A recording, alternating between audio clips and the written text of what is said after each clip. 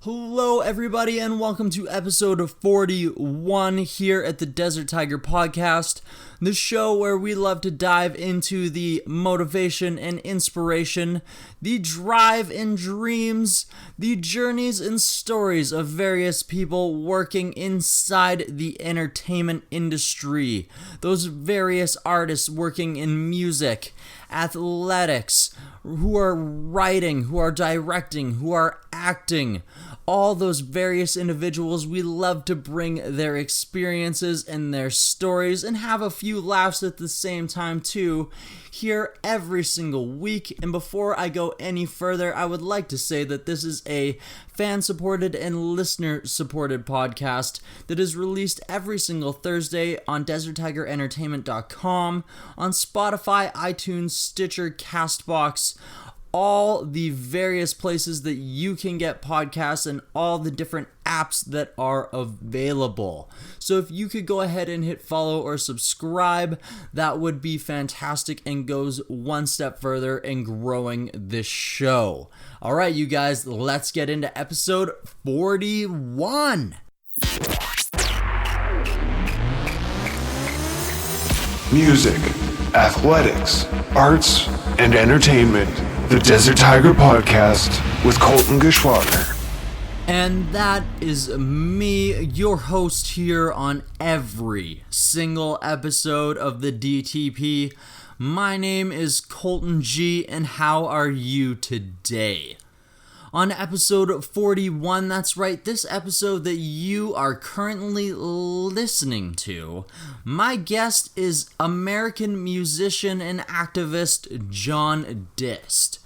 Although it would take John a while to grow into the role through his beliefs and his ideals to the activist that he is today, it would also take some time for his music to develop to the rock and roll style it is today as well. Although John's heart belonged in rock and roll, his father saw the value in a classical music education, and his parents convinced John that it was worthy to pursue a university degree in classical music. So John did pursue this, and we are going to discuss a lot of his experiences with this and why once he graduated with a master's degree, he really didn't feel like it was what he wanted to pursue, and how his love of rock and roll ended up being sparked again as he began playing in various different bands, sharing the stage with different musicians, getting experience as a song and lyric writer, and growing as a singer himself. Eventually, as time usually brings, these bands would end up parting ways, and John would end up deciding that he wanted to pursue his own voice. This would end up leading to two solo records from John himself. The first being Red Flag, and the second being his latest release, American University. An album that John spent over 3 years researching various novels, books, facts, and everything that he could pull in about the John F. Kennedy assassination, and poured it into an album where he tells a story not only through the eyes of John F. Kennedy himself, but also through his brother, his mistress, Lee Harvey Oswald, and Lee Harvey Oswald's mistress, which makes for a compelling story told through a novel, which also brings to question what really did happen that day and just how much has been covered up. We're going to discuss all of this with John, all of his research, his thoughts, what he found. We're going to get into it. We're going to get some of the details on his mistress, on Lee Harvey Oswald, all that. This is a great conversation. I had an amazing time talking to John about his music, his passions, about various conspiracies. If you guys know me personally, you know I have always kind of been really big on these things. But before I get into my interview, of course, we have to kick into G's Jukebox here on the podcast. Those of you who are regulars know that that's where we play you some tunes right before our interview, and we play you another track in the middle of the interview as well. So let's get some quarters ready. We have a nice big stack of quarters here. I'd give it a shake for you, but I am afraid that it is gonna spill out everywhere. So let's load up the jukebox, and I believe that I am going to pick a track off John's latest album, American University, and this is entitled Dirty Business. Masters of deception, from the agency's inception, preserve a vile disparity, void of responsibility. No crime is too dire, nor death toll too giant, as long as we supply our deniability. Dirty business,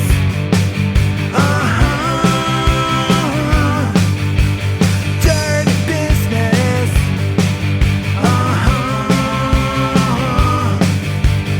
dirty business,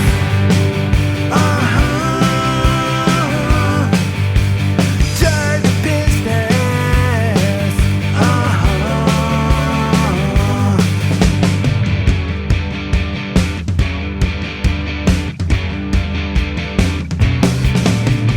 Piles of skulls and bones buried under little thrones of all the monsters we create, future enemies of state. You think power is elected, that we keep you protected, but we're the standard bearer, the real harbingers of terror.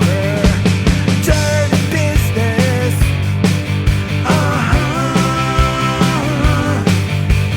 dirty business,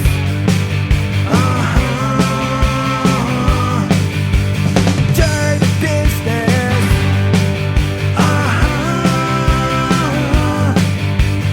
dirty business.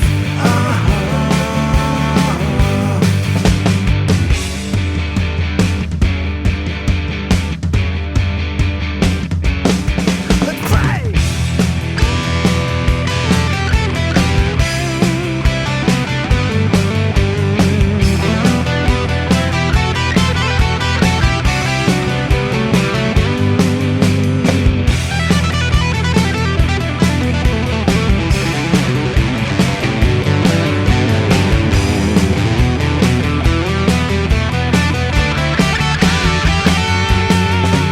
Just stay out of the way of our corporate masters' payday, or join the many who have died. We'll make it look like suicide. A Manchurian candidates, a preferred way to assassinate, but that had not yet come to be in November of 1963. Dirty business,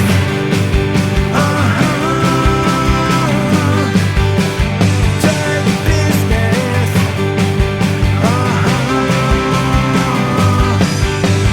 dirty business, dirty business,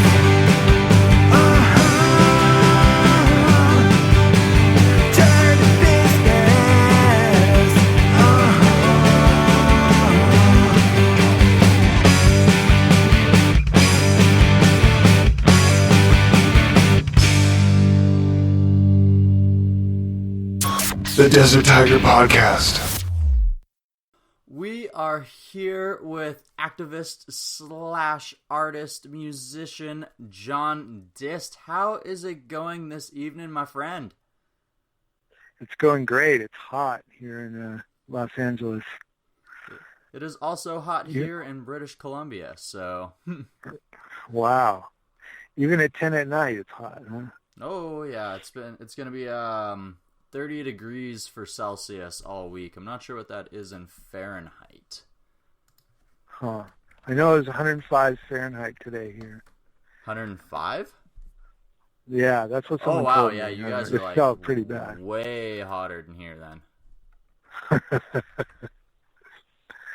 Yeah. Because, like, yeah, we're not even going to get close to that this week, I don't think. Maybe with the humidity. You guys got us topped.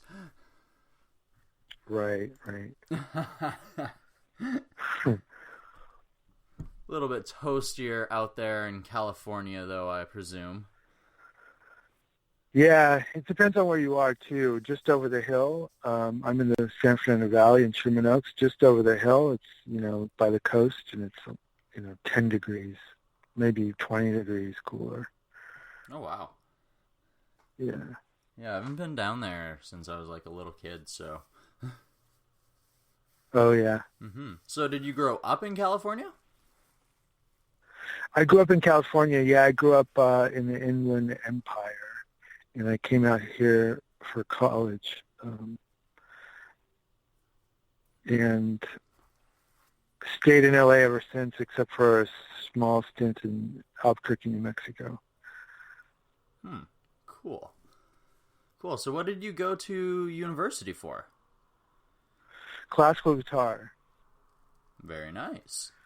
I had a secret personal, goal of coming to LA and starting a band, but college was my, way to get my parents to pay for it, Yeah. And the band thing I just never worked it out, and I ended up quitting playing rock and roll for many years and focusing on classical music. So it wasn't until way after college that I started getting back into playing rock and roll. Okay, so when did you first get introduced to music? What was your first instrument, and at what age did you actually first applying yourself to it? Well, I used to pull my parents' records off the wall when I was really little, like really small, and I was always pulling the records out and scratching them and stuff. So they bought me a record player when I was very small. And for a few years, I didn't pay attention to music. When I was about 10, I started to get back into music. And that's when I started playing guitar. I wanted to play rock and roll. I wanted to be Ace Frehley. And my dad said, if you're going to take guitar lessons, you're going to play classical. So that's how that happened. I was kind of doing both since I was 10. It's been difficult for me. Yeah. Sorry. No worries. I've been kind of like, multiple personality in that way, like dual personality, like between playing classical music and playing rock and roll music. And it took me a long time to figure out who I was as a musician. Definitely, because you have that outside influence that's trying to tell you, oh, well, I would like you to go this way, but that's not truly where your heart is, so you're not really sure who you are, what you want, because you're not able to pursue that. Yeah, yeah. And I love both, but I think one rules over, as far as like what I go by. For years I was playing music that I didn't listen to, styles of music that I didn't listen to. And now it's like I'm playing the style of music that I listen to all the time. So I think that's kind of what tells me I'm doing the right thing. Yeah, it definitely appeals to the heart a lot more. Yeah. That's good. So how long did you end up pursuing the classical guitar? Because was that like straight off from 10 that he wanted you to take those classical guitar lessons? Well, it was kind of an excuse to go to college. Like I did it for 2.5 years, and I started playing electric strictly. And then when it came time for college, I didn't want to go to college, and my mom said, you could study music. And I was like, okay. And classical guitar was my way of, doing that. Because the instrument that they taught in universities that I played. So I did it serious. I didn't start out very serious about it, but I ended up getting very serious about it, and I ended up getting a master's. That's why I went to Albuquerque, New Mexico, to get a master's degree in classical guitar. So I went way beyond what I planned to do with it. Mm-hmm.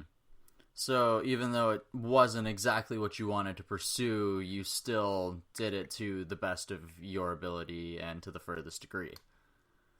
Yeah, and at the time I thought I did want to pursue it, like I really got into it, and music changed so many times over the years, like the stuff I grew up listening to became out of vogue, and then it's in vogue and out of vogue, and different things are in vogue and out of vogue, and it's like I was, looking at what was popular, and I wasn't feeling like I was really interested in doing anything even remotely like it. Or even if I liked it, it wasn't something I could do authentically, and I wouldn't feel comfortable, like all of a sudden jumping onto some bandwagon, Mm-hmm. And I think over the years, I remember watching a Lemmy video, a Motorhead video, and watching Lemmy at like age 60-something, doing his thing, and I realized Lemmy never changed from the beginning of Motorhead till the end of Motorhead. He did the same thing, and I realized I was like, that's who I want to be. Like, I just play what you want to play, figure out who you are, and just do it till the end, Absolutely. I love that ideal very much, where it's rather than trying to follow the trend, be who you are, because that's being honest to not only yourself, but the person who is listening to your music. Yeah, exactly. And especially in today's day and age, it's a lot harder to find genuine musicians. Mm-hmm. Mm-hmm. Definitely. So, after you got out of college, how long did you continue pursuing the classical style? Not long. I did a CD, and I very quickly realized that I don't know. I just realized that it wasn't for me, and I realized that if I was going to be successful, I would need many more years of support. I'd have to travel and do competitions, and just doing competitions is crazy. I mean, you really have to be. It has to be your job, Mm-hmm. and it's so expensive. You have to travel. You have to pay to be in the competitions, and you have to practice, 8 hours a day or so. And it's impossible to do that while you're working. And so my parents had already helped me, for years and years through college, and I was like, there's just no way that I can ask them to, and to do that. I did like one competition, and I realized that also the competitions are so political. The guy I went to study with was my favorite guitarist, but he was very unpopular, as far as guitar politics in the classical guitar community. Like, he'd been banned from a bunch of festivals and stuff, and it's just like crazy politics with him. And I realized, like, I was his student. There's no way that I already had that working against me. It just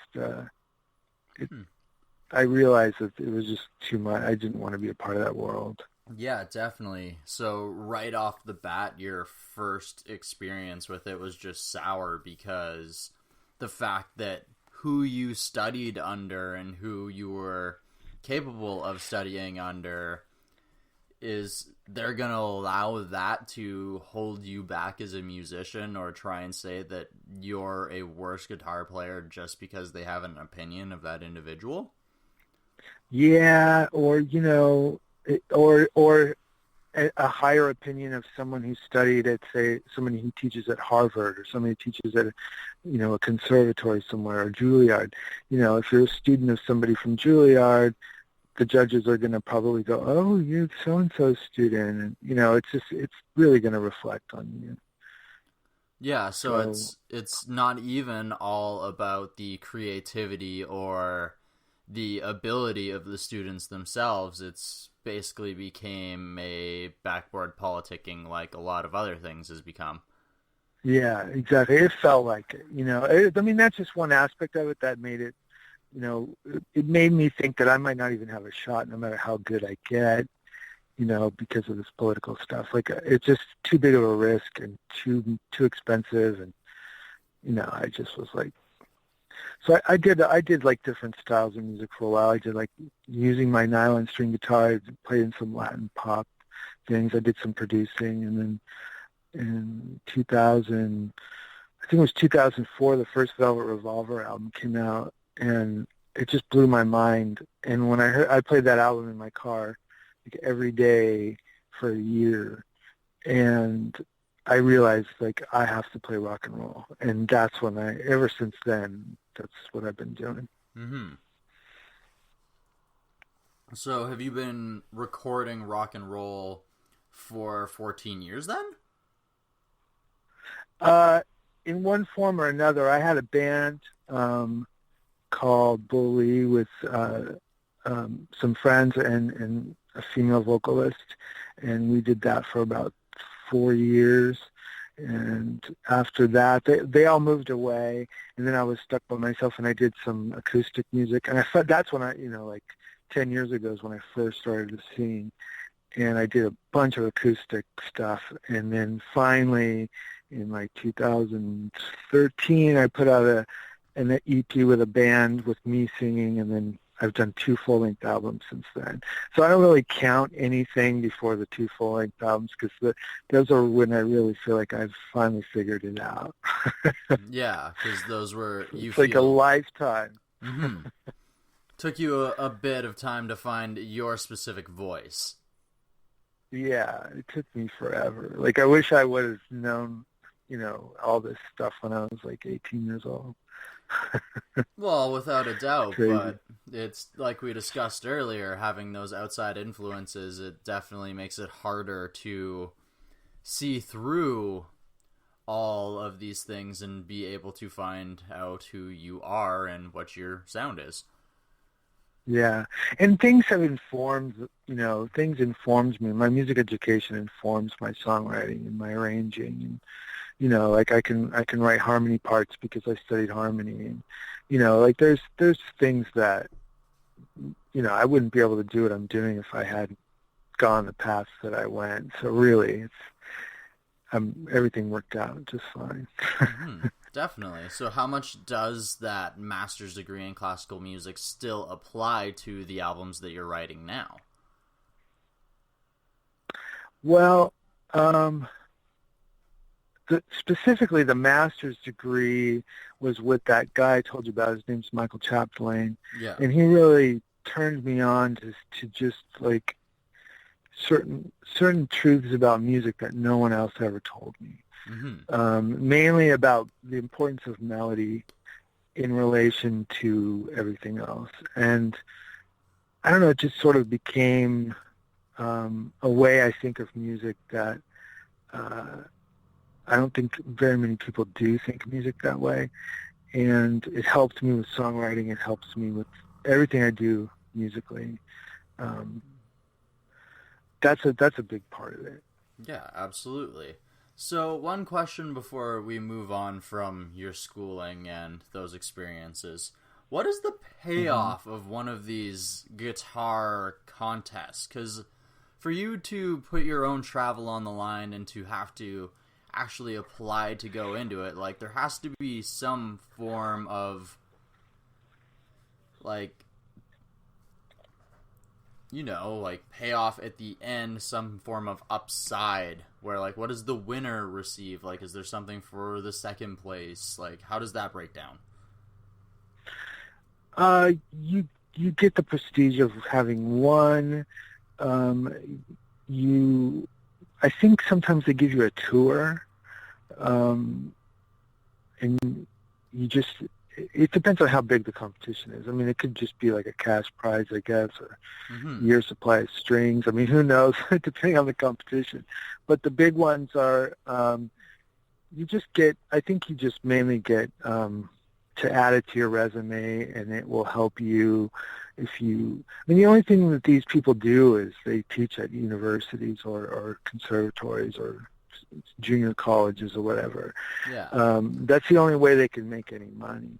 That's the other thing about it that didn't really attract me is it's a new field in universities. All of the faculty are relatively young. None of them are going to be retiring anytime soon. And there weren't any jobs, because pretty much every school had one already. So, and that's what my professor told me. He's like, there's no jobs. He's like, he's the one who told me. He's like, you should just go play in a band. There's no future in this classical guitar world. I mean, the only way to do it is to just play concerts for free for years and sell you records at concerts and eventually build a following. And, but I still think you'd have to teach, and, it's a demanding thing. Mm-hmm. But then rock and roll's the same way. I mean, you're going to play for very small audiences unless you're supported by a corporation. It's true. It really depends on how you want to go about it. Do you want to play in front of people that fully enjoy your product? Because you can still go the rock and roll route, and then you still have that master's degree where later on, say, a bunch of these teachers end up retiring. You can still end up taking that teacher job later on in life where you don't have to necessarily pigeonhole yourself right in that situation right now. Right. Yeah. Mm-hmm. I guess it's possible. My dad's a professor. He's like, if you don't do it now, you're never going to be able to do it. That's what he told me. And I was like, I guess I'm not going to do it, Fair enough. Who knows, though, right? The future could always hold various options. Yeah. I mean, working for a living, I realized, it would be a pretty cool job to be teaching at a university. Mm-hmm. If I could do it full time, And a lot of these jobs are part time too. A lot of music teachers and professors in general, adjunct professors, they have to jump around from one school to the other, teach a class here, teach a class there. They don't even have benefits. A lot of them struggle very hard. So yeah, without a doubt, it's not necessarily a secure path on its own right itself. No. It's really not. Okay, only for a few. So these last two albums, you would say, is the strongest you've been. Has it been the first time that you've actually contributed the lyrics to a project as well? No, I started writing lyrics when I started doing acoustic stuff. Okay. When I was in the band Bully with the girl singer, my bass player. Well, he was also a film director. He wrote all the lyrics and I wrote all the music. And it wasn't until that broke up that I decided to start writing lyrics and eventually started to write political lyrics. Okay. So that shift in politics, does that begin with that first solo record? The first full-length solo record is the first fully political project I've done. I've done songs here and there, Yeah. But that was when I decided, because I had done an EP before that. It was one love song and two political songs. And it just was what do I do with this, I couldn't really do interviews and talk about, it just wasn't, I don't know. I realized at that point that that's not what I wanted to do. Yeah. I was way more, I was bugging people about things I was learning and sending them emails and posting links and driving everybody crazy. And I realized I need an outlet for this and from all the stuff I'm learning about the world, and music was an obvious outlet for it. So it kind of came together that way. Mm-hmm. Awesome. So that first album, that's Red Threat, correct? Red Flag, yeah. Red Flag. Okay, so What is the direction on that one? That was sort of post 9/11 America. Okay. It was Bush and Obama. It was actually during Obama, so it was Obama's crackdown on Occupy Wall Street is part of it. Just perpetual war, torture, stuff like that. I was writing about. Okay, so when did you start looking into the political landscape? Like, when did that become important to you? Was that during the Bush administration? Yeah, it was like really the Iraq War, blew, everything they were up to was just like, I mean, you know how people are freaking out about Donald Trump right now? I was freaking out about Bush at the time.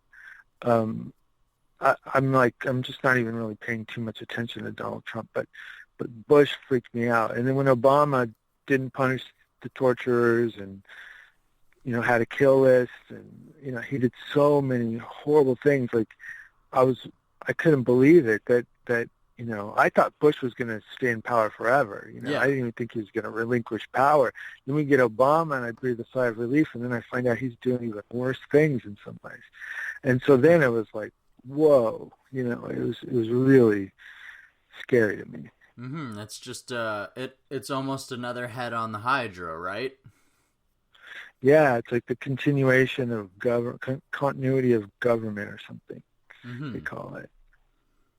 Different faces with somewhat the same agenda at the end of it. Yep.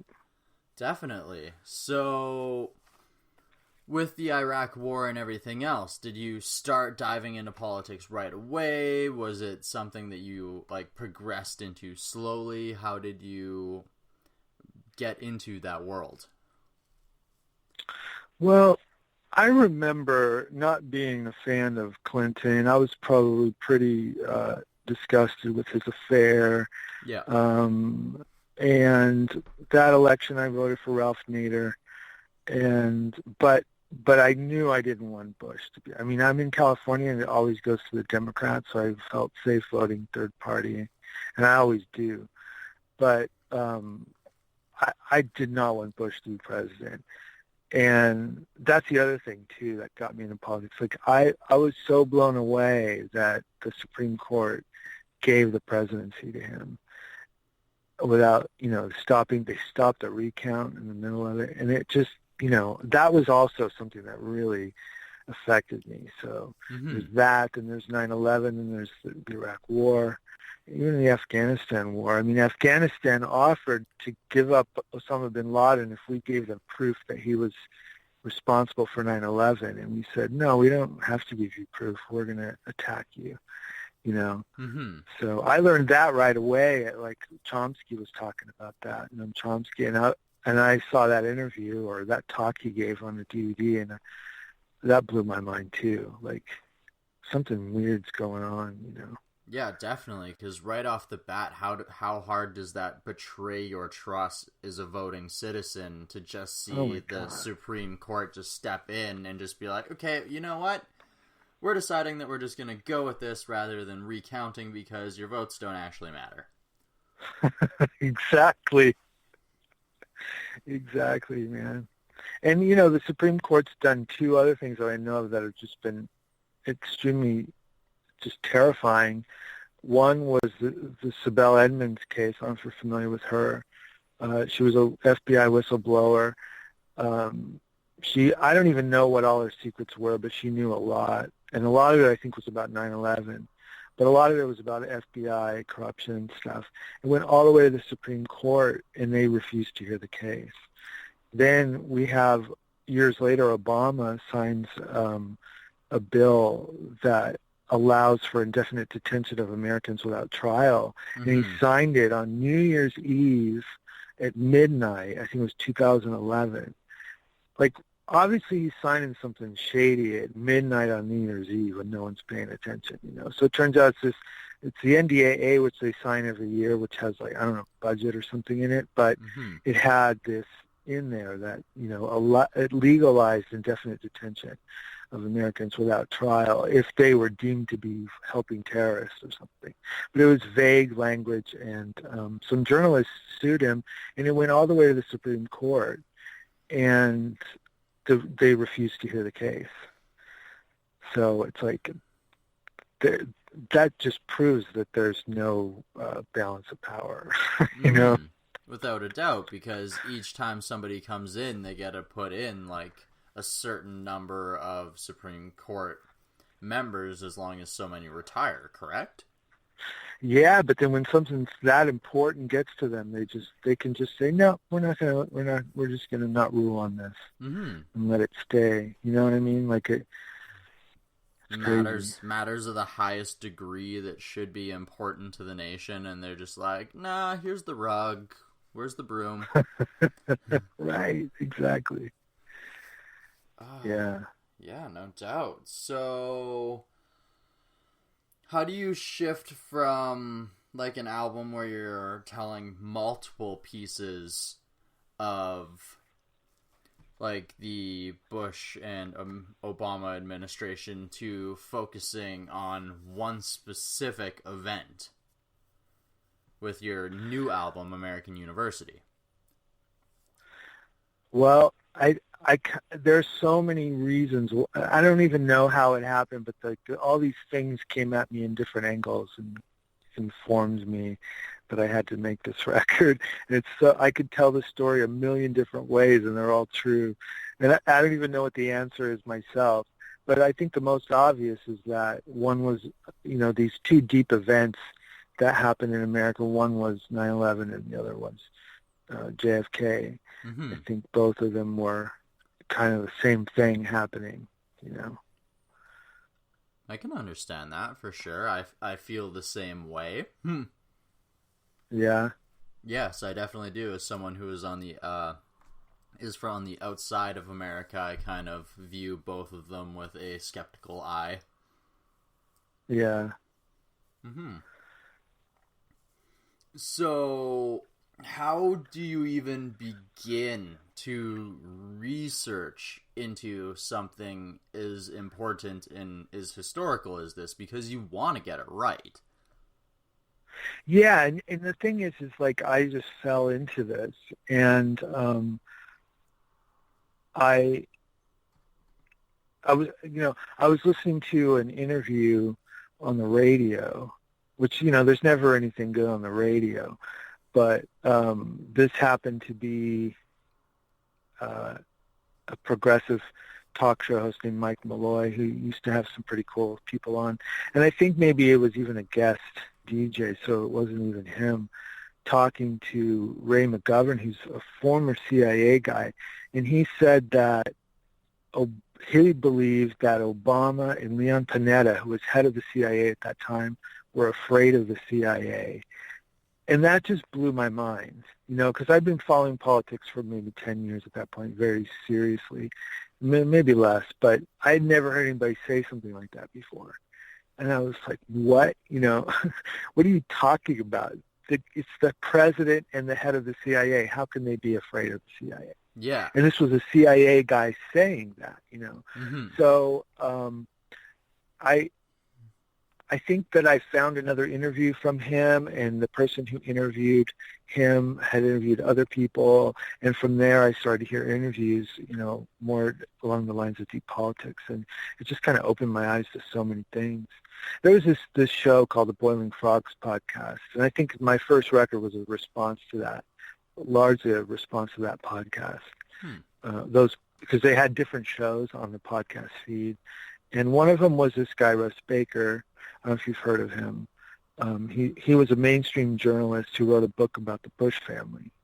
And he heard George H.W. Bush, he calls him Poppy Bush, the first President Bush, say in an interview when asked that he didn't remember where he was when JFK was killed. And so he was working on a book on the Bushes, and he was like, I want to find out where he was, because everybody remembers where they were when JFK was killed. And turns out he was in Texas. Turns out he was maybe even in Dallas. And turns out he had been in the CIA since its inception almost. And like nobody knows it, And so basically there's like a few chapters in his book about the JFK assassination. And he talks about it in a way that's like, like it's a fact. It's not a theory. And he was a mainstream journalist who never thought about it before, but he stumbled into it. And for me, hearing him tell that story and reading his book, I stumbled into it through him. You know what I mean? So then I start to read other books. it just took me down the rabbit hole, as they say. Yeah, without a doubt, because, I mean, how can somebody say that they don't remember that? Because it's exactly like, where were you when 9/11 happened? Because everybody remembers where they were when they heard that. Yeah. Like, even in Canada, like, school stopped. Right. And, like, Wow. we were all, like, pulled aside and told, like, this huge tragedy had happened, and... like, just, like, how do you feel about this? And we actually, like, sat down and discussed it as a class. Yeah. Okay, so... Yeah, No, continue. no, it was a extremely powerful day, like, just week, month. I mean, everything stopped, Yeah. People were out on the street, just walking, and it was so dark. It was such a dark time. Mm-hmm. So I'm sure the Kennedy assassination was similar, It almost would have to be. I mean, how could it not? Yeah. Mm-hmm. So so you begin to question things after Afghanistan says that they don't want to go to war. Where else does this, like, begin to lead you? You mean from that point? Yeah. Well, like, I remember when they started talking about the torture memos that were used to justify torture.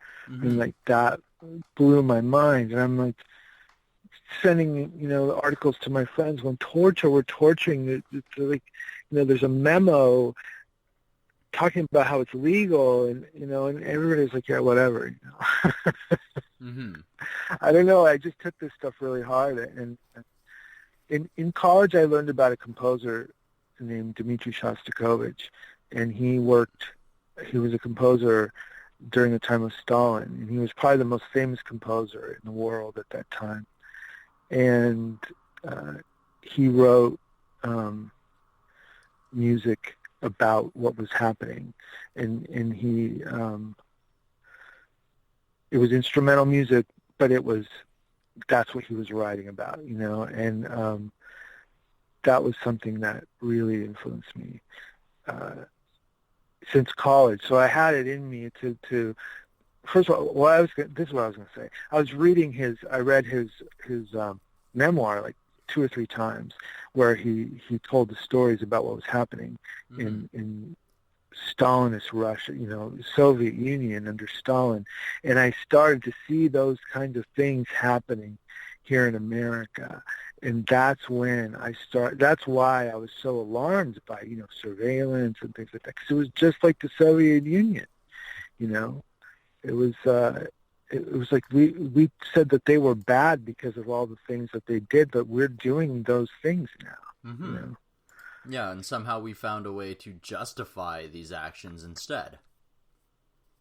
Yeah, and so now everybody talks about, fascism and stuff because of Trump, but to me, I was seeing creeping signs of totalitarianism back under Bush, and it was freaking me out. And I think that's really what got me to become obsessed with politics. 'Cause I was really terrified. I still am.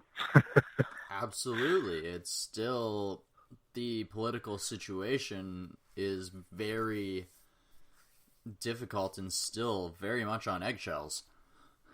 Yeah. Mm-hmm. Yeah.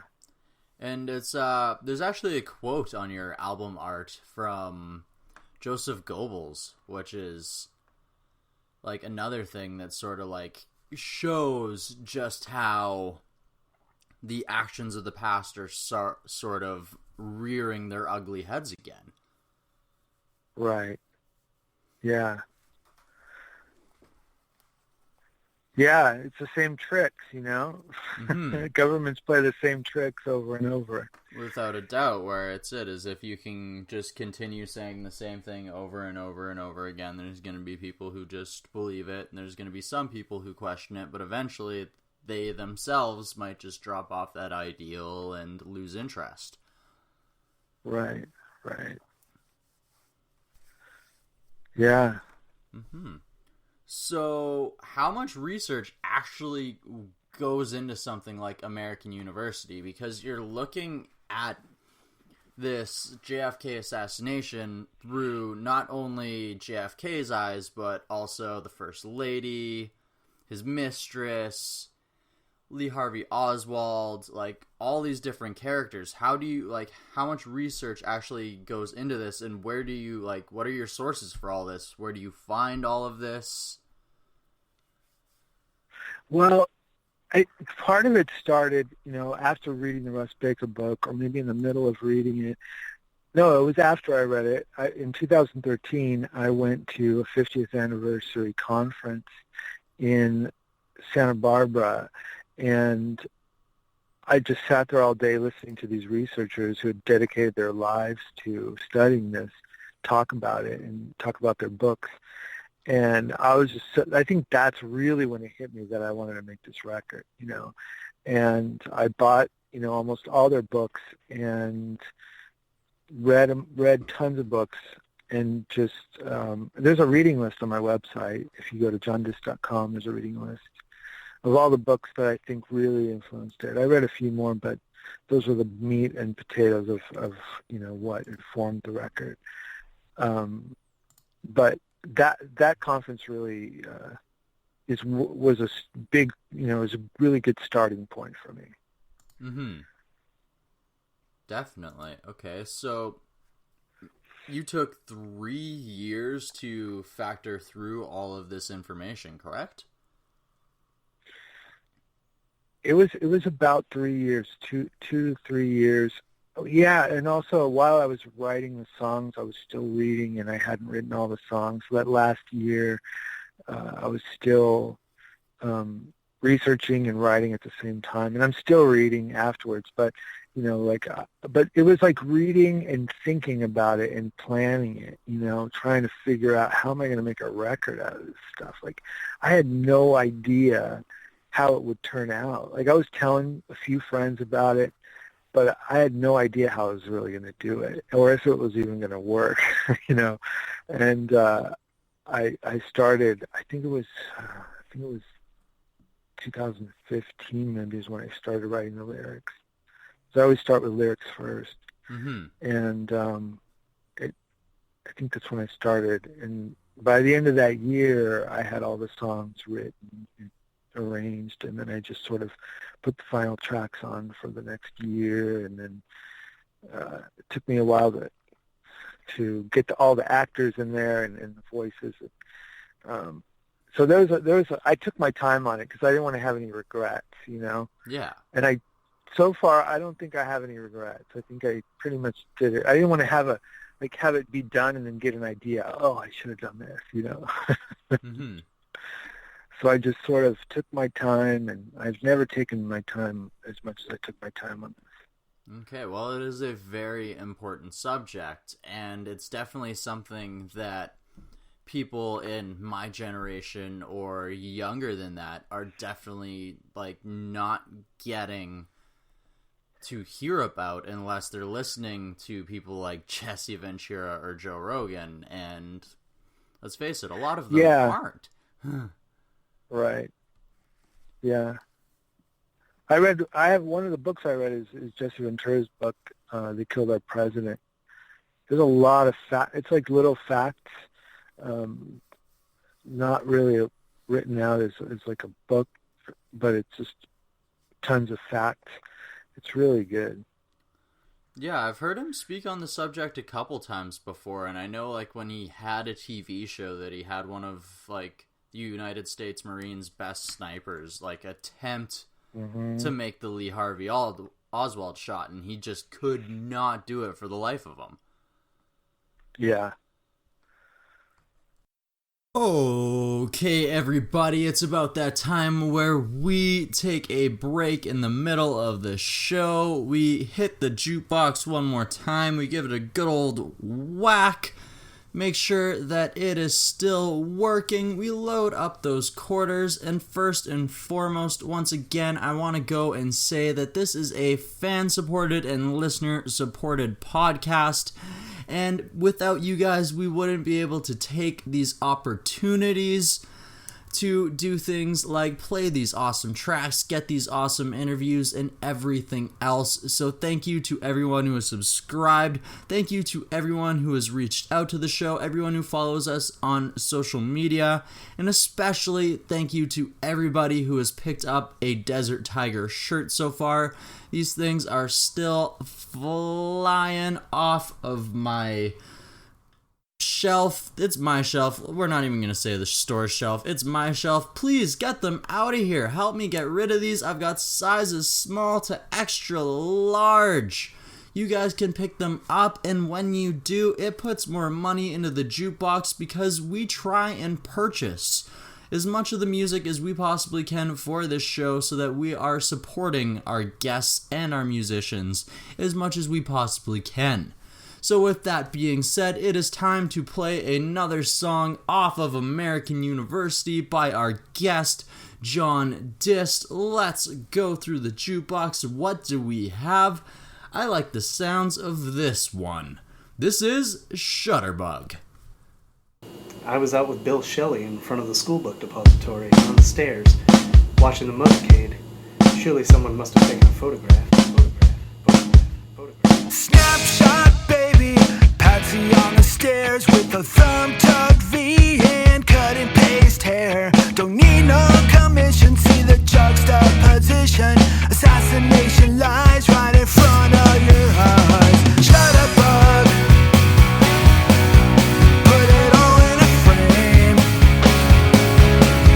Shut up, bug. Show us who's to blame.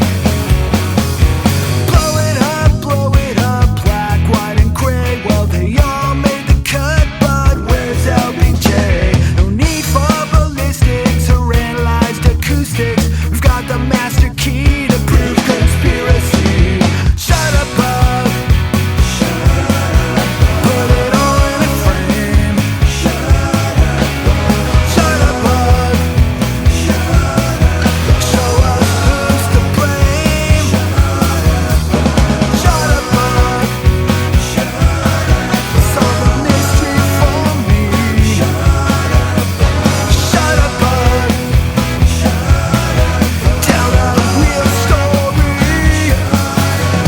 When shots rang out in Dallas, much of forethought and malice.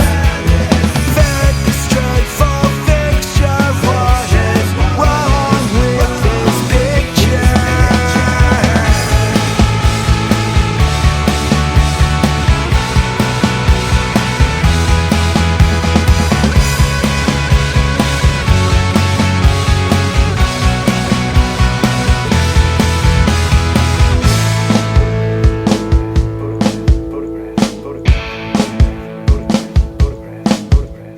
Snapshot, baby. Patsy on the stairs with a thumb-tucked V and cut and paste hair. Don't need no commission, see the juxtaposition. Assassination lies right in front of your eyes. Shut up, bug. Put it all in a frame. Shut up, bug. Show us who's to blame. Shut up, bug. Solve the mystery for me. Shut up, bug. Tell the real story.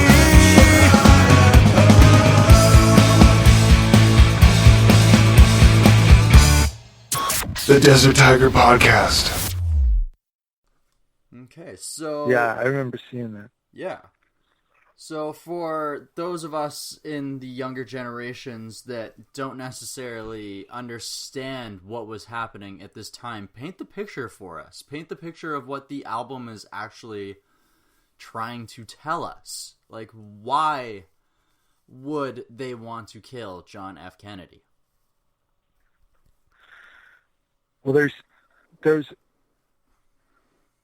things that lined up that don't necessarily have to do with each other that kind of propelled it, I believe. It may have happened anyway. I don't know. But the story that most people tell is the story that is told in James Douglas's book, JFK and the Unspeakable, which is about how he turned toward peace and became basically like a peace activist president, and was working to end the Cold War, and he was planning to stop the Vietnam War before it even got started, and that he was surrounded by hardliners who wanted to actually go to war with the Soviet Union, because even though they knew they might lose a couple cities, they thought they would win in the end, and he was just like, he couldn't believe that that's what these people were thinking. He was like he and his brother were like the only two people in that cabinet who weren't gung ho about. Well, I shouldn't say cabinet. Like they talk about the Joint Chiefs. The Joint Chiefs wanted war with Russia, and it got to a point with the missile crisis where they actually thought that the military might strike without his permission. And they wrote a letter to he and Khrushchev had been exchanging letters. Yeah. And Bobby Kennedy delivered a letter that was then given to Khrushchev, and where he told him, like, my brother doesn't know if he's going to be able to be able to control, and he doesn't know if he's going to be able to hold them back. Yeah. It was becoming really scary, and Khrushchev said out loud to his assistant or someone, and he said, we have to help Kennedy. And it was kind of mind-blowing for the guy who was there to hear him say that. Like, what? Like, they were Cold War enemies, and yet Khrushchev was also surrounded by hardliners. So we had these two presidents, these two leaders speaking about peace to each other through back channels, and when they were both surrounded by hardliners that wanted war, and Kennedy was killed, and Khrushchev was taken out of power within like a year after Kennedy's death.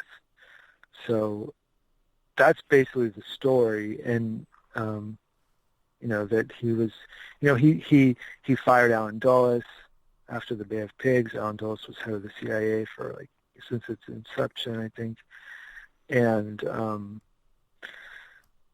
that was another thing. They basically blame the CIA, most people.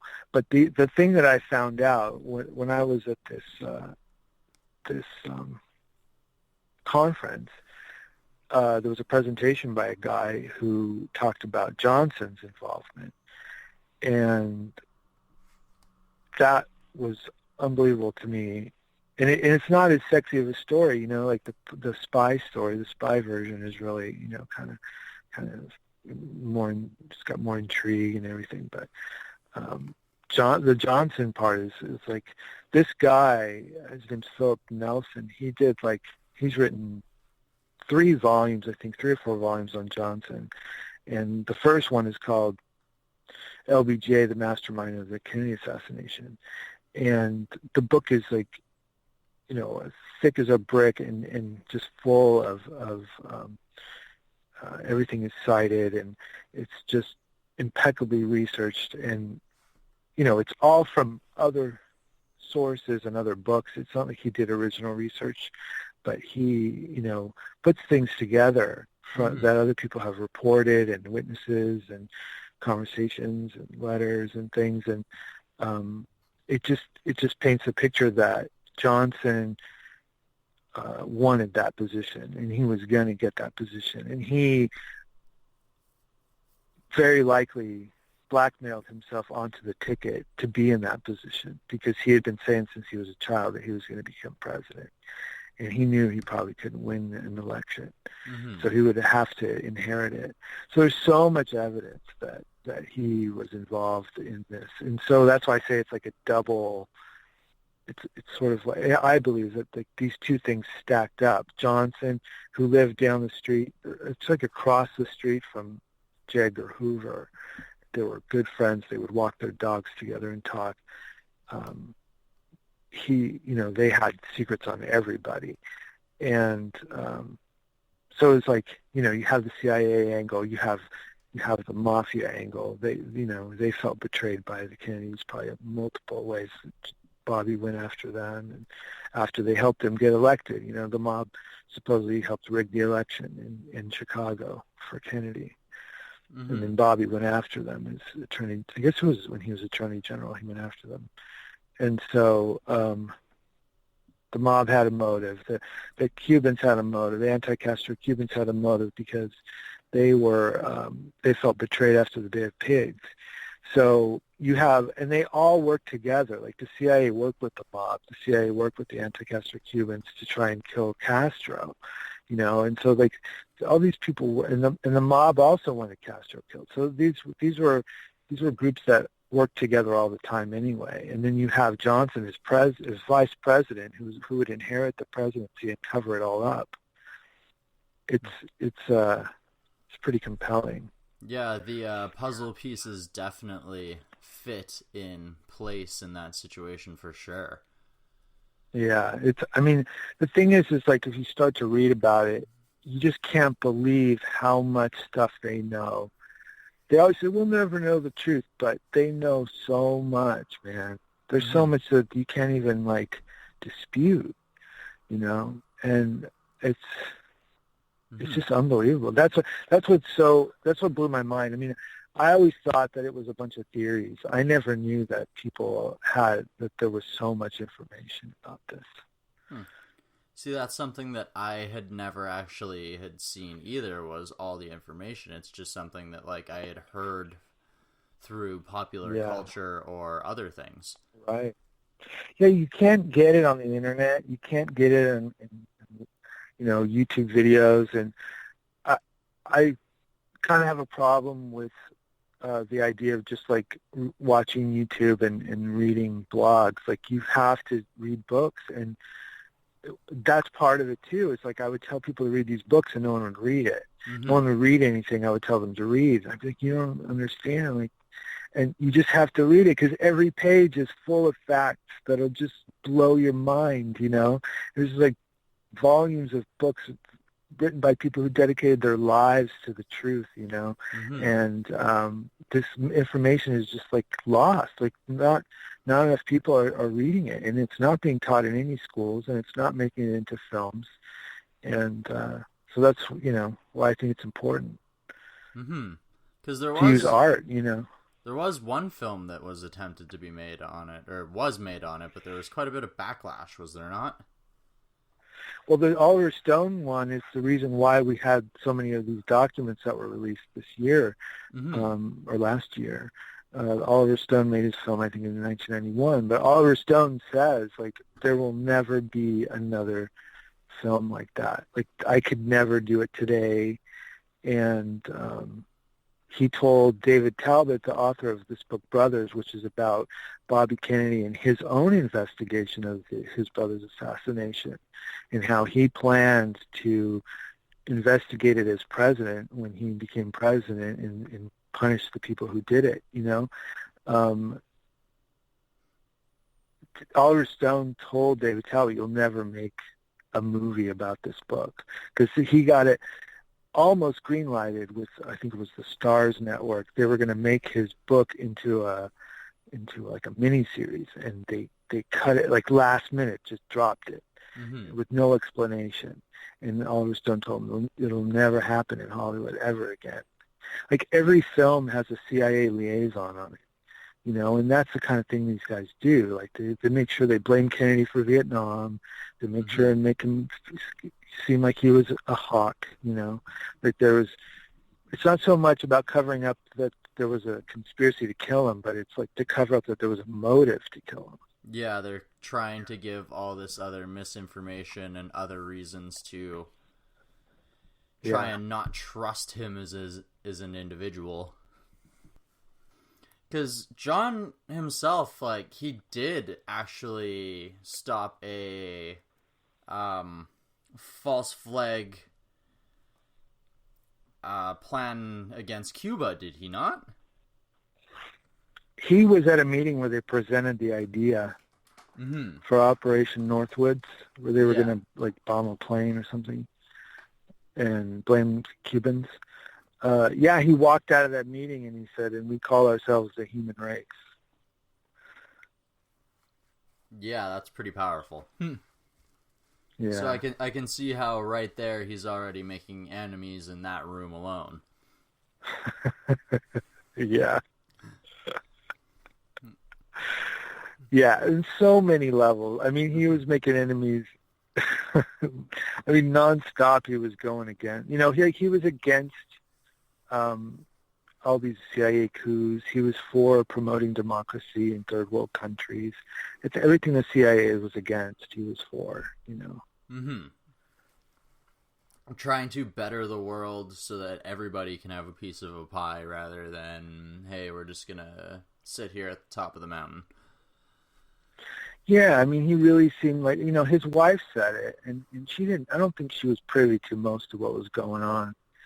But the song I have on the album called Blood and Red Roses is based on an interview she did with, I think his name's Theodore White.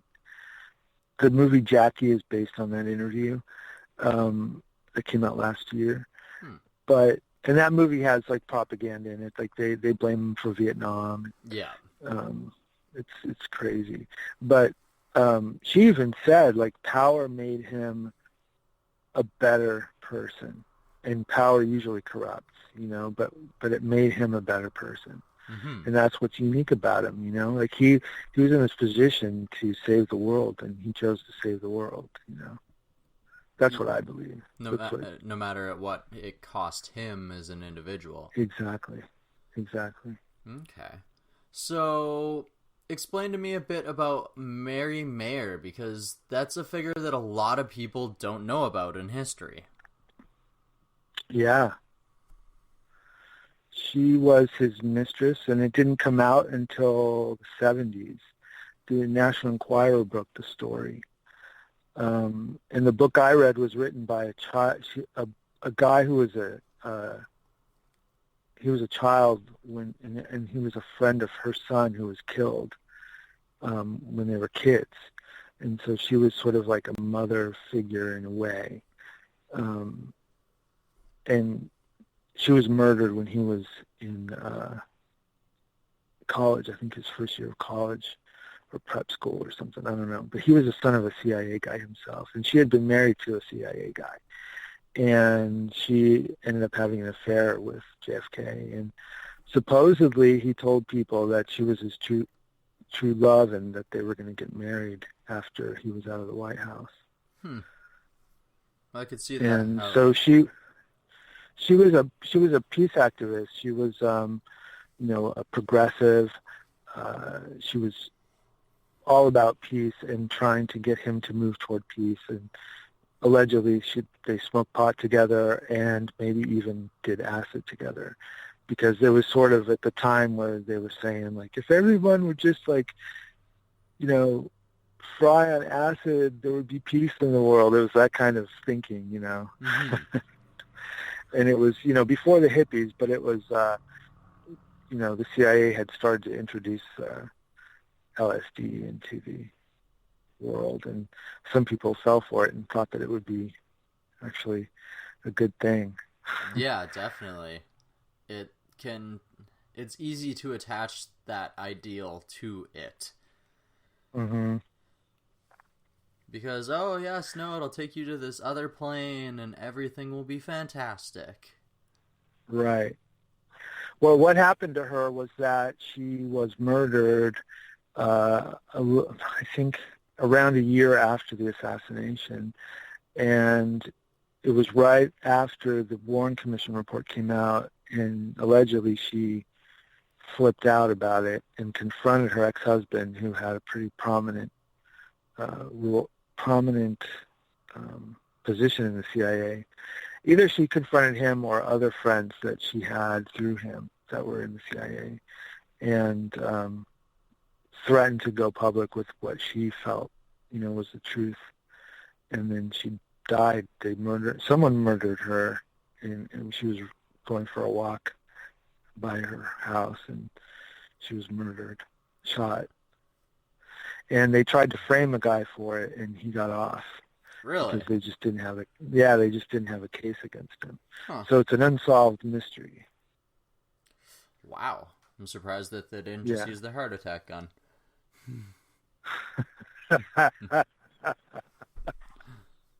Yeah, that there's a quote from that guy who wrote that book. A CIA guy had told him something to the effect of, anyone can commit a murder, but only a real pro can commit a suicide. Yep. Is that not the truth when it comes to the CIA? I know, man. Okay, so we'll go with one more question here on this topic, and then we'll get into some of your influences. Okay. What is the fix on Lee Harvey Oswald? Well, that's a very controversial one. Yes. One of the first things that also sparked my interest about doing this project was a friend of mine was going to see this woman talk here in L.A. who was Lee Harvey Oswald's mistress. And I instantly was like, whatever, because I hadn't really gotten into this whole thing yet. And he went to it, and he came back and he told me about it. He said, oh, yeah, she says that, he was actually trying to help the president and stuff. I was like, what? It blew my mind. I never even thought that was a possibility, Yeah. So I ended up getting her book, and it's extremely credible. A lot of researchers believe her. Some researchers don't. But they're not able to debunk her. Yeah. They just say she could have made it up, but they don't prove that she made it up, because she has a lot of, if she didn't make it up, she did a lot of research. Yeah. But she does have some witnesses, and she has time cards and stuff, 'cause she worked with him. She was punching him in and out while he was, so basically her story is that he was in the CIA, and she was working for the CIA unwittingly, and they fell in love, and he penetrated this group that was plotting to kill the president, and he wanted to stop it. He wanted to be a hero, and according to her, he wanted to do something for his country, and so as this thing became closer and closer, he realized that he was going to be framed for it, and it was just a sad, tragic story. Yeah, without a doubt. So exactly how does he end up getting framed for this? How does he end up what? I'm sorry? How does he end up getting framed? Well, I think that they knew that they were going to frame him for it way in advance. They've been, plotting. But first of all, there was another plot, and there may have been even more plots. Yeah. But there was one in Chicago. There was one in Chicago that was foiled, and they actually had a patsy in Chicago that they were going to frame, that they ended up I think he ended up getting arrested. I forget the details on that. But the interesting thing is that she says, Judith Baker, that's her name, she says that he called the FBI and warned them about the Chicago plot.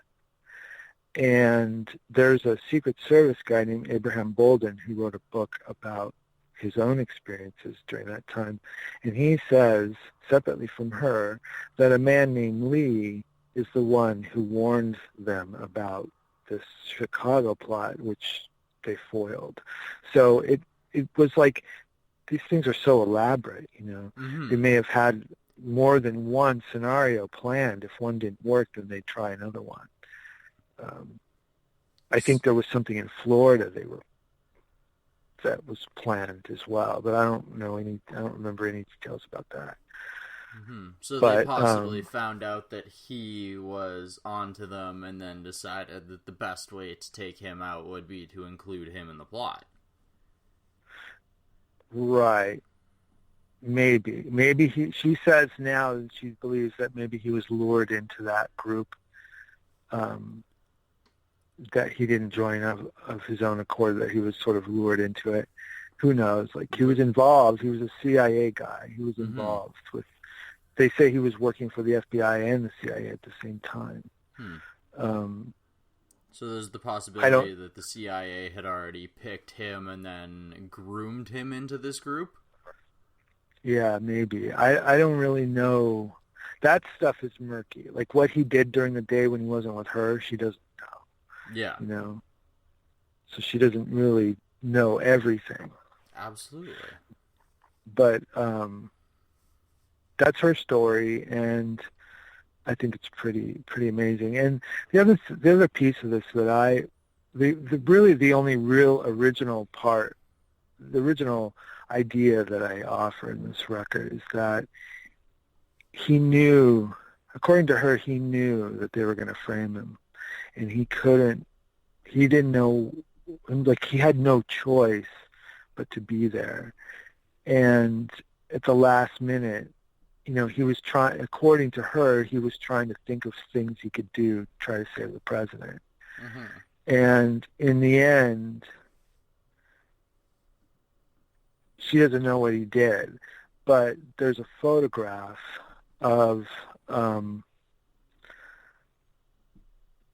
the assassination, the first shot. There's a photograph of the depository building and all the people standing there and the limos going by. And there's two things about it. There's a guy that looks just like Lee Harvey Oswald standing on the top of the stairs, and LBJ is not in his car. So you zoom in on the LBJ situation, and he was ducked down, pretending that he was listening to the radio as they went around that curve on Elm Street. So it implies that he had foreknowledge. And he made up a story that that a guy in his car jumped on him and pulled him down to safety, but it was that shot was taken as the first bullet was shot, as the first bullet hit him in the throat. So there's no way that guy could have had time to jump on LBJ and pull him down. Yeah. So there's that, but then the guy who looks like Oswald, if you zoom in, you can see that the photo's been doctored, and there's like a whole thing about it. I mean, like, I watched a whole presentation about it, but they say they have a guy they say it was, which is one of his coworkers, but they couldn't. It's a rough composite of both of them, it looks like, you know, like certain things look like Oswald and certain things look like this other guy. Like the hair looks like the other guy, but the face looks like Oswald, and the shirt is Oswald, and the other shirt, the outer shirt is Oswald, and the stance is Oswald. So it's like, you know, there's too many points of, this is what the presenter said that I watched talk about it. There's statistically, it's impossible for it not to be Oswald because there's too many points of similarity between that guy standing there and Lee Harvey Oswald. So my theory is that he's like, I know they're going to frame me for this. Where should I go? I'm going to stand right here on the stairs in front of everyone. Mm-hmm. And I think that's what he did, and I think that's where he was, and he's the top guy. In that photograph, it's called Algin 6. Ike Algins was the AP photographer. He's the top guy on that staircase. In that photo, his head is higher than everyone else's. Mm-hmm. It's pretty amazing. To me, that's the closest thing we have to like a smoking gun. You know? Yeah, without a doubt. And they say that there's no way he could have gotten down to the second floor, the first floor from the sixth floor in the amount of seconds it was before a cop saw him getting a Coke out of the machine at the, in that first floor. So that's been repeated over and over and over, that there's no way he could have been up there in the sixth floor, because he would have been breathing hard and he wasn't, and there just wasn't time. Mm-hmm. Just doesn't match up at all. Right. And I think that they thought they were going to kill him, and I don't know, somehow they didn't. In the theater they didn't kill him, and they had to have Ruby kill him. Yeah.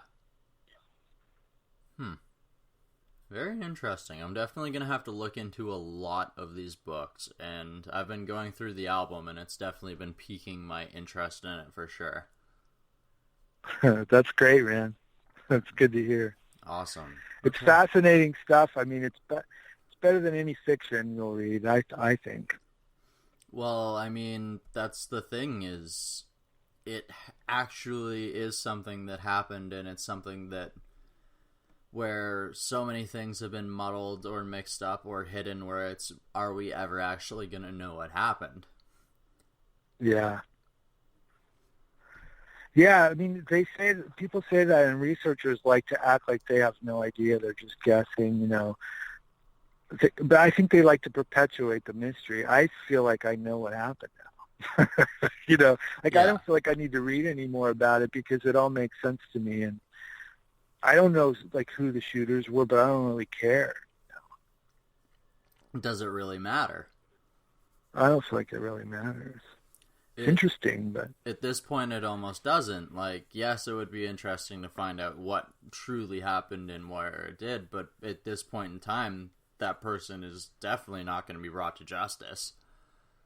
Right. Exactly. If they're even still alive. Yeah.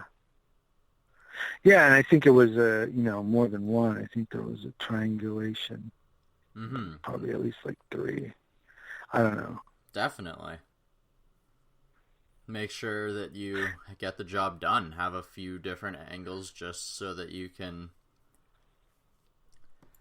finalize, I guess.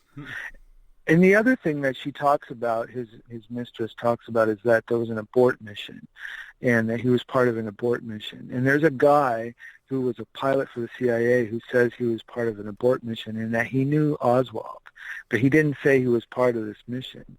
But he said that they didn't get there in time. So it's pretty interesting. Huh. Yeah. Wow. Yeah. Very, very like a different faction of the CIA or something. Really? Yeah. One that maybe was not privy to everything? Yeah, but then I read the interview with the guy, and the interviewer goes, have you thought about the possibility that maybe the people you were flying in were not part of an abort mission, but they were the killers themselves, the shooters? And he's like, yeah, I've thought of that. Huh. So it's just crazy, man. It's like a house of mirrors. Wow. It definitely could be, right? Because all you have to tell him is he's doing his job and he believes it. Exactly. Wow, okay. So we've been going for well over an hour now, so let's get into some of your influences and other things here. Okay. So we spoke earlier that Kiss is one of your bigger musical influences in the rock and roll world. Who are some of the other artists that helped build and mold you as a rock and roll musician? There's a lot, stylistically in the period of Kiss, it's like bands like Aerosmith, UFO, Thin Lizzy, and also bands like the Ramones and Sex Pistols. Who I got into that stuff a little later in life. When I was a kid, I didn't know about punk rock. But also, a big influence for me is like Henry Rollins. I love his stuff, and I've read almost every book he's written, and I've been a huge fan of. I always found meaning in his music. People like Sinead O'Connor too. I found a lot of meaning in her music. So it's sort of like stylistically, I like one thing, and then like for lyrics, I like another thing. Mm-hmm. Without a doubt, because like earlier when you mentioned Velvet Revolver, I could kind of feel that in the riffs in the album. Uh-huh. And then I can definitely feel Yeah. like the punk side of things in your vocals. Uh-huh. Mm-hmm. Yeah. I did that for a while. It was just like almost like the Ramones. Like our band was like pretty much modeled after the Ramones with like a female singer. And so I'm sure some of that carried over. I definitely think that it did. I feel that it did in the sound for sure. Mm-hmm. Mm-hmm. So, in the future of John Dist as a musician, is there any other topics that you feel you want to cover in your writing, or do you feel that you're going to go a different direction? I don't know, man. It's like right when I finished the Red Flag thing, my friends were like, you have to start your next album now. And I was like, I don't even feel like I have any ideas. Like, I don't even know what I would do. I don't want to repeat myself, So I don't know. I'm reading a ton of stuff, and I could go in different directions, but like the scary deep politics stuff is like way more. There's much more going on than just the JFK assassination. I mean, it just continues and continues, and it's just like an endless thing. Mm-hmm. And I don't know if I want to write about that anymore or not. Like, maybe, but Yeah. it gets into like John Lennon, and it's just crazy. Mm-hmm. So that stuff is interesting to me, but also like the environment, that's interesting to me. What's happening with the environment, and I don't know. I thought about making an album about that. Like, that would be weird. Like, that would be totally different, Mm-hmm. So I don't know. It definitely could be an interesting exploration for sure. Yeah, there's some writers that just write like poetry about like essays that are just like poetry about it, and like that stuff is really compelling to me.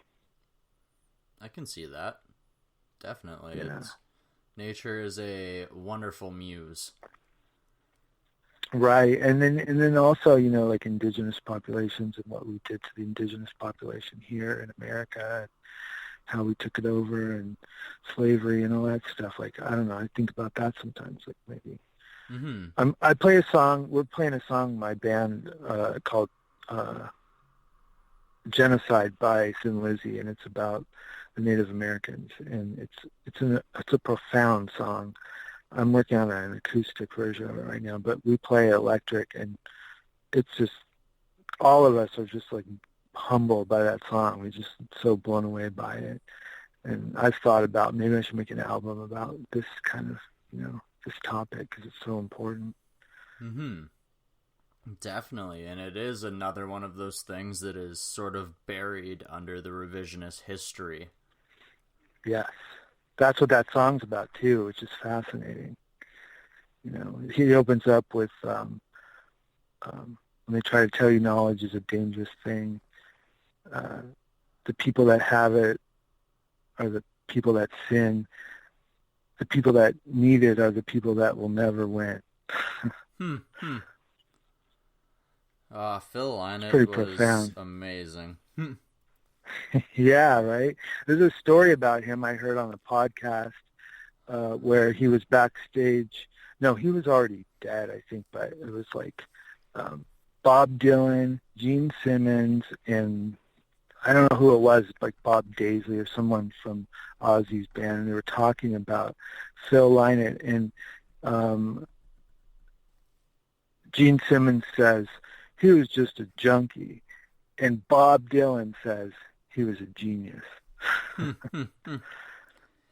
Yes, he was. One of my favorite bassists and lyricists of all time.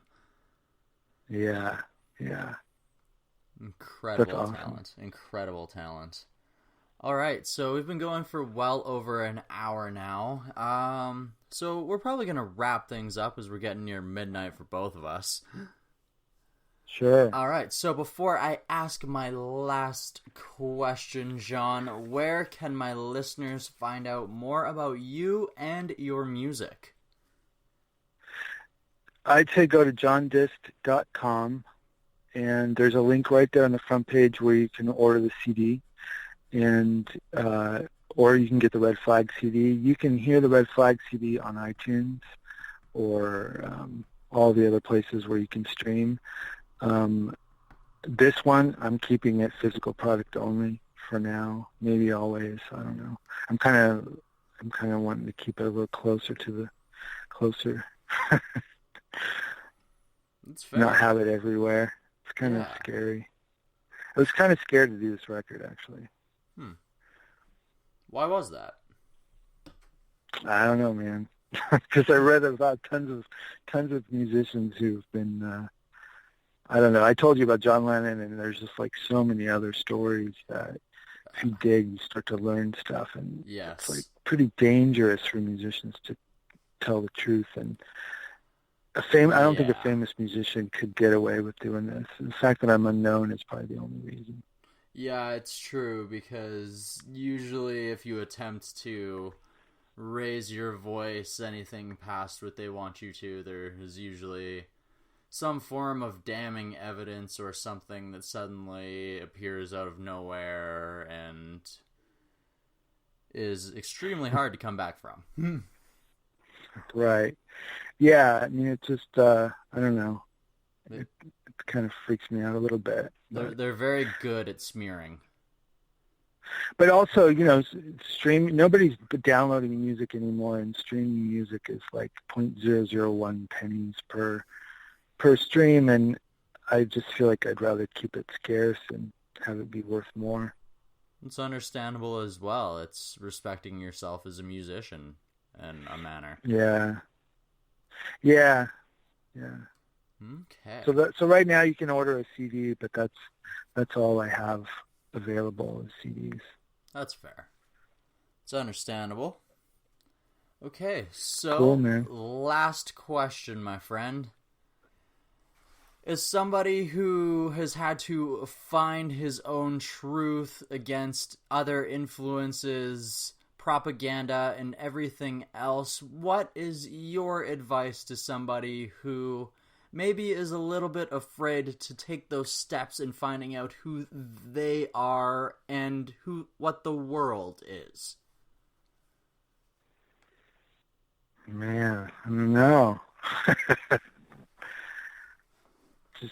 Just follow your heart and try not to let anybody else tell you. Yeah. Be honest with yourself, and don't be afraid to pursue what you want. And I think, like, one of the songs on this record is it's about Bobby Kennedy. The world is not the real world. And one of the quotes in the song, one of the lines in the song is, "Do what you're afraid to do." He used to tell his kid that, I found out after I wrote the song. Mm-hmm. Robert Kennedy Jr. says that his dad used to tell him, "Do what you're afraid to do." And one of the things I was afraid to do was to sing. I never sang in my life. I'm totally shy. And I've been dancing, and I never danced in my life, and lately I've been dancing. You just take steps, I mean, the first time I actually sang in the studio, it was my studio, I was still terrified to do it, to open my mouth and sing. Just find what you're afraid to do and just take small steps toward it, and eventually you'll just be full on, doing it. That's something that I'd say I've learned. Fantastic answer. All right. Cool, man. Thank you so much for joining me today, John. Thank you. No. It's that time again, you guys. It is the end of the episode, the end of number 41 of the DTP. But do not fret, because we're going to be back again next week. Next Thursday with another spectacular super episode of Desert Tiger for your listening pleasure. If you guys can't tell, but I'm totally holding a Superman pose right now. So first off, before we let you go, I want to go ahead and thank today's guest, John Dist, for going ahead and sharing his story, his experiences, his journey, his research, everything with us in this interview. I had a great time talking to John himself. I hope you guys enjoyed this interview. And with that being said, I also need to go and thank you guys, the listeners here at the Desert Tiger Podcast, for following and subscribing, for sharing your favorite episodes of the podcast, for telling your friends about the show, all those crazy, amazing things that you guys do every single week. I couldn't love you any more than I already possibly do for it. And thank you so very, very, very much. Mwah, mwah, mwah. So as you guys know, we love ending off this show with quotes. That's right, some quotes that will generally leave you inspired, motivated, do your thing to go out there and pursue your dreams and never let down, never relent to get what you want without hurting other people, of course. So, we are going to use a quote from the man of the hour, the one we've been speaking about this entire time, Mr. John F. Kennedy. Our most basic common link is that we all inhabit this planet. We all breathe the same air. We all cherish our children's future. And we are all mortal. With that being said, be thankful for everything that you have. Be thankful for your loved ones and your experiences. And until next week, have yourself a great time.